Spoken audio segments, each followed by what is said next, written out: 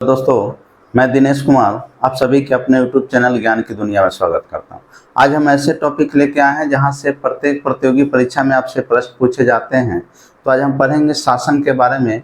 लेकिन शासन पढ़ने से पहले शासन और एक शब्द होता है प्रशासन, इन दोनों में क्या अंतर है इसको देखना आवश्यक है। किसी भी देश के लिए शासन भी जरूरी है और क्या प्रशासन भी जरूरी है। तो आइए सबसे पहले हम देख लेते हैं शासन और प्रशासन के बारे में। इसके बाद हम पढ़ेंगे शासन के अंगों के बारे में। तो देखिए, किसी भी देश में शासन और प्रशासन दोनों आवश्यक है ना। शासन किसे कहते हैं तो याद रखिएगा, इलेक्शन के द्वारा किसी भी पद पर कोई व्यक्ति अगर गया है तो शासन है, और एग्जाम के द्वारा अगर किसी पद पे गया है तो प्रशासन कहलाएगा। शासन और प्रशासन में ही अंतर होता है। शासन का मतलब होता है जो इलेक्शन के द्वारा किसी पद पे गया हो, और प्रशासन का मतलब होता है जो एग्जाम के द्वारा किसी पद पे गया हो। अब शासन में कौन कौन आ जाएंगे तो शासन में छोटे से छोटे पद जो इलेक्शन के द्वारा गया है, ग्राम पंचायत से लेकर कहाँ तक, राष्ट्रपति के पद तक, ये सब के सब शासन में चले जाएंगे।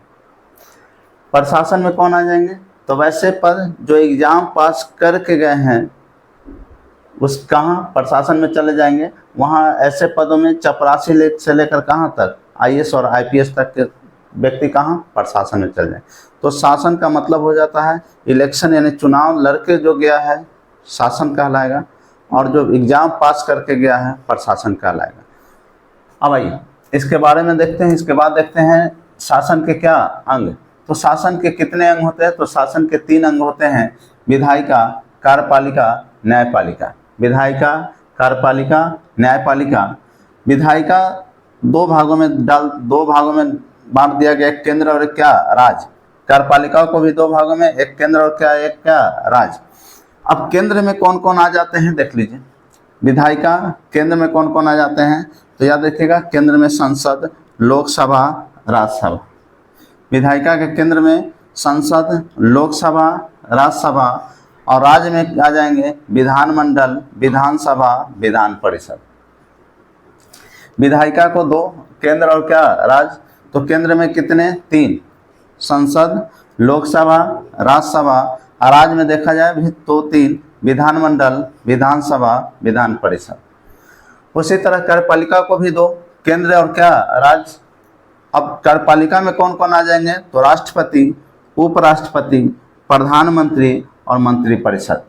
राष्ट्रपति, उपराष्ट्रपति, प्रधानमंत्री, मंत्रिपरिषद। राज्य में कौन कौन आ जाएंगे तो राज्य में आ जाएंगे राज्यपाल, मुख्यमंत्री और मंत्रिपरिषद। विधायिका और कार्यपालिका। विधायिका में कितने, 3, राज्य में भी 3 है ना। कार्यपालिका में कितने, राष्ट्रपति, उपराष्ट्रपति, प्रधानमंत्री, मंत्रिपरिषद, ये सभी केंद्र में आ जाएंगे। और राज्य में कौन कौन, राज्यपाल, मुख्यमंत्री, मंत्रिपरिषद। न्यायपालिका में देखिएगा तो 3 चीजें, सुप्रीम कोर्ट यानी सर्वोच्च न्यायालय, उच्च न्यायालय और जिला न्यायालय। अब विधायिका क्या होता है, कार्यपालिका क्या होता है, न्यायपालिका क्या होता है, एक बात को समझिए, इसके बाद फिर से इसको रिकॉल करेंगे। तो विधायिका क्या होता है तो कानून बनाने वाली संस्था क्या कहलाता है, विधायिका कहलाता है। तो कानून बनाने वाली संस्था क्या, विधायिका कहलाती है। तो विधायिका में कोई व्यक्तिगत पद नहीं आएगा। जो कानून बनाने वाली संस्था होती है तो संस्था में किसी पर्सनल व्यक्ति का नाम नहीं आता, किसी पर्सनल पद का नाम नहीं आता, एक संस्थान का नाम आता है। और संस्थान अगर विधायिका में देखा जाए कि विधायिका का मतलब होता है कानून बनाना। तो केंद्र में कौन कानून बनाएगा, राज्य में कौन कानून बनाएगा तो केंद्र में कौन बनाएगा, संसद, लोकसभा, राज्यसभा, ये कानून बनाती है। राज्य में कौन बनाता है, विधानमंडल, विधानसभा, विधान परिषद। अब कार्यपालिका का मतलब क्या होता है तो कार्यपालिका का मतलब होता है बने कानून के अनुसार शासन का संचालन करने वाली संस्था।